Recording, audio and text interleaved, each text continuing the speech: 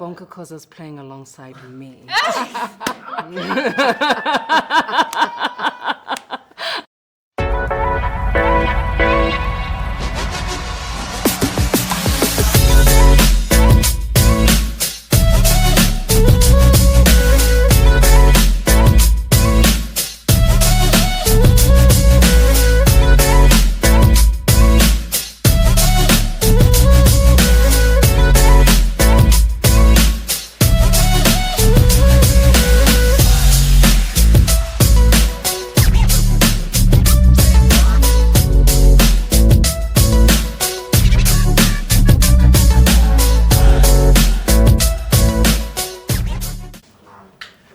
Joining me right now is the cast members of Heart of the Hunter, coming on Netflix. I'm joined by Masasa, Milan, as well as Nicole. Guys, thank you so much for your time.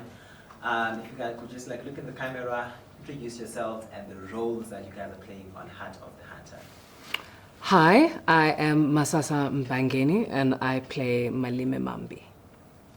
Hi, my name is Nicole Fontaine and I play Naledi. I am Milan Murray and I play the role of Beth.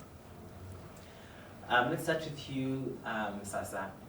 You are playing alongside Bonka Koza, and Bonka Koza's playing alongside me. I'm joking. I'm teasing. About the chemistry that you guys have built on the show, you guys have to go over and above to build the chemistry. I know that it was short-lived though. Yeah. In the thriller, it was shared to go, and then you were left alone. Yeah. I really was teasing, but I think the chemistry is something that's quite interesting. It's either there or not. And I think for me, what I'm deeply grateful for Bonka and I is that before we auditioned together in a chemistry test, and I was, the catalyst of our chemistry is based or deeply rooted in trust and respect for one another, trust for the sort of people that we are, trust and respect in the sort of actors that we are, trust in the other's process. And I think that because it's built on such a solid bedrock, it translates hopefully beautifully to people. So yeah, it comes from someone that I deeply admire and deeply respect and got the honor of playing with. Sure. The movie has a lot of AI, from a viewer's perspective. Okay. What kind of challenges did you guys face in the different roles that you guys are playing in terms of portraying the characters that you guys played on the thriller? Challenges.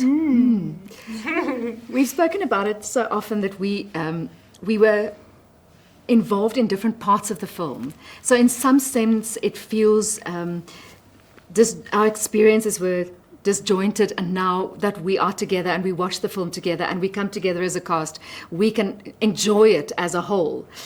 So for me, I think the biggest challenge was exactly that we are so separate.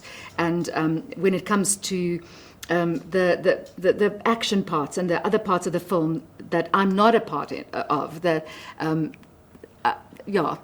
was the biggest challenge for me. And then also, the other technical aspects around it, we're not involved in that.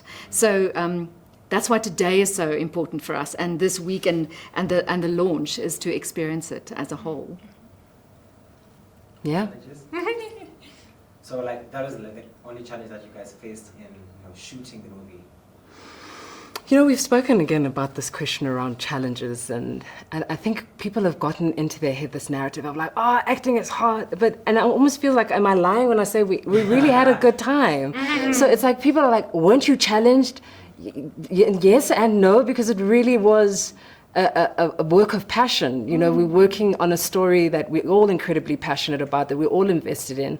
So the challenges were the challenges that one faces when one is engaging with work, right? Am I good enough? Am I going to do the right thing? Are people going to get it? Am I hitting? But then also trusting that you are not working in a silo, you're working in community. So it buffers or neutralizes said challenges that I can't say to you, this is what was happening. And it really was an incredible joy to work on this with Mandla and the cast and the crew.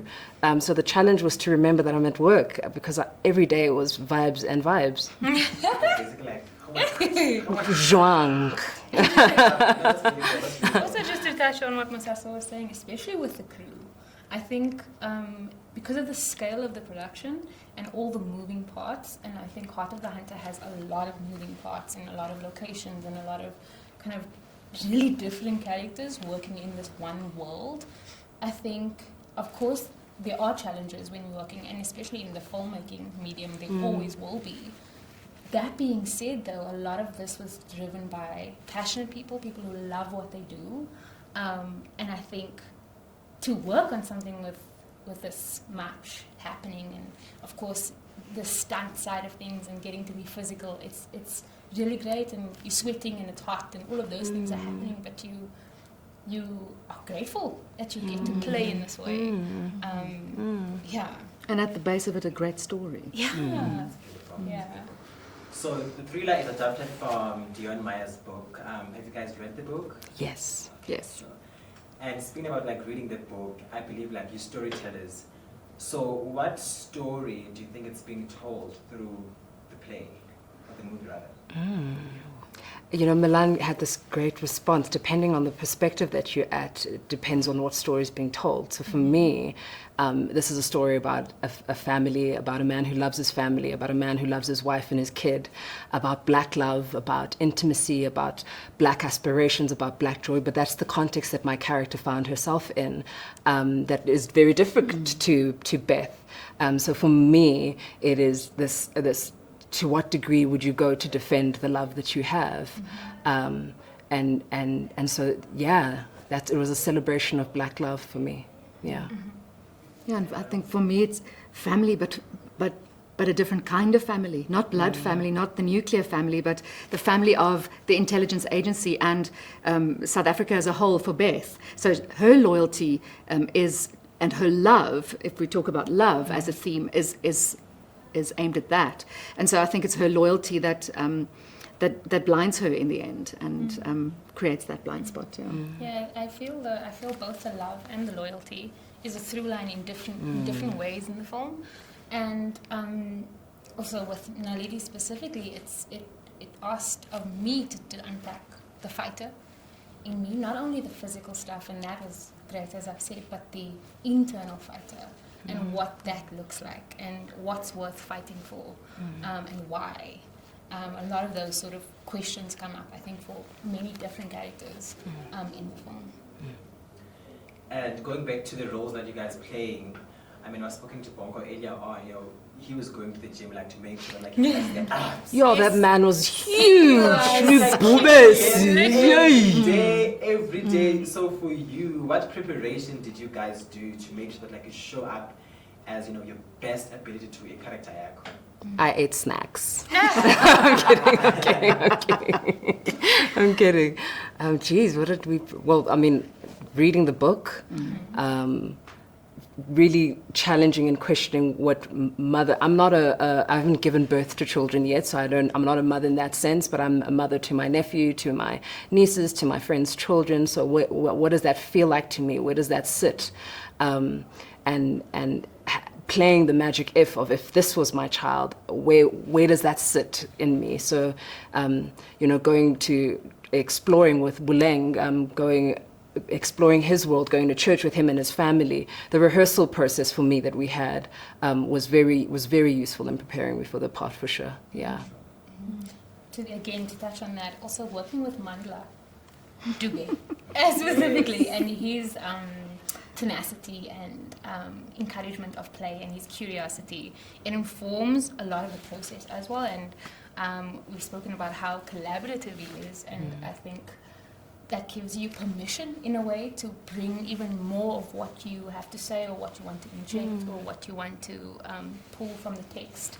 And then, of course, with Naledi, there was the physical preparation. I got to be in the stunt room with both Tim and Bonko, and it was really great to just like sweat it out with the guy. It was wonderful. And then also I think Milan mentioned that there's that Mandla speaks with the kind of water analogy. So he would say, this is a rushing river of a scene, or this is the pond scene, and kind of gave us that entry point into the scenes. But I think also to keep with the water analogy, there's the undercurrents always in the film that you feel that sometimes surprise you with a wave of new information. And I think being in surrender to that, being present to not only how the story shifts, but how you shift as well. Just to wrap it up, why do you think people should watch Heart of the Hunter on Netflix? On the 29th of March. Yes. Yes, we must be Get it right. March. Worldwide, baby. Definitely. There are so many different reasons. I think, as we said, there are so many themes. And whatever you want in a film, it's there. Whatever is represented in life is represented in the film. The love story, the family, the thrill, the action, the political side of it. It's all there, and it's beautiful.